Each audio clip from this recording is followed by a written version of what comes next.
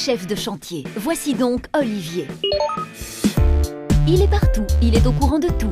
Il connaît le calme des grutiers, la virtuosité des maçons, l'ingéniosité des électriciens, l'application des peintres. Olivier coordonne les interventions de tous les corps de métier.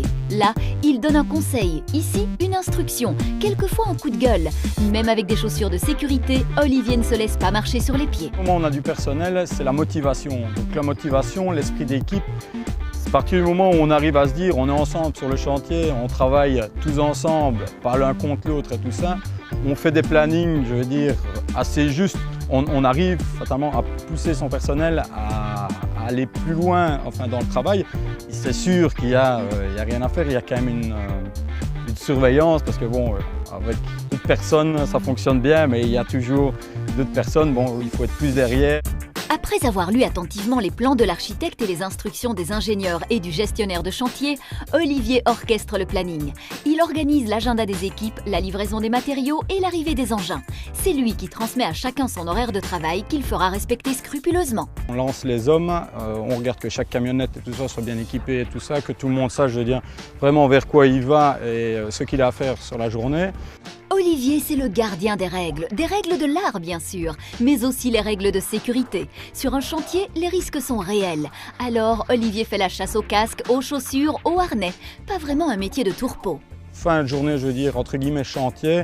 Là, on refait le point avec les chefs d'équipe, de nouveau sur chantier pour réorganiser la journée du lendemain, s'assurer que tous les matériaux soient bien sur chantier, que tous les transporteurs soient bien prévus, que l'organisation soit impeccable pour le lendemain. Le bon chef de chantier, c'est un bon chef d'orchestre. Quelqu'un qui sait aussi travailler le côté humain parce qu'il doit faire travailler ses équipes. Il travaille bien sûr sur plusieurs chantiers et alors il doit surtout anticiper. Il doit anticiper les besoins du chantier, que ce soit en matériel, en moyens humains bien sûr, et en marchandises. Bien sûr, on est là par tous les temps, soleil, pluie, gel parfois, mais c'est très valorisant car on est la personne qui amène à toute l'entreprise sa rentabilité quand même.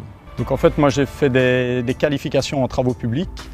Donc j'ai gravi un peu les échelons, donc passé de manœuvre, qualifié premier échelon, qualifié deuxième échelon, chef d'équipe A, chef d'équipe B, contremaître et maintenant conducteur de chantier.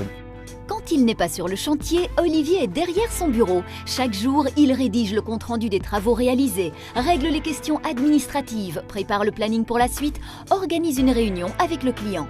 Quelques minutes de calme, loin de la fureur des engins. Je pense dans tout métier à responsabilité, le sang-froid fait partie intégrante du travail.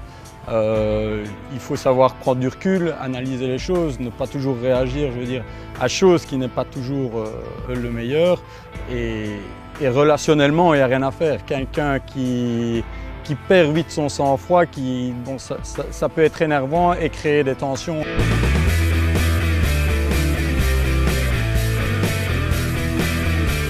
Je dirais que mon métier, c'est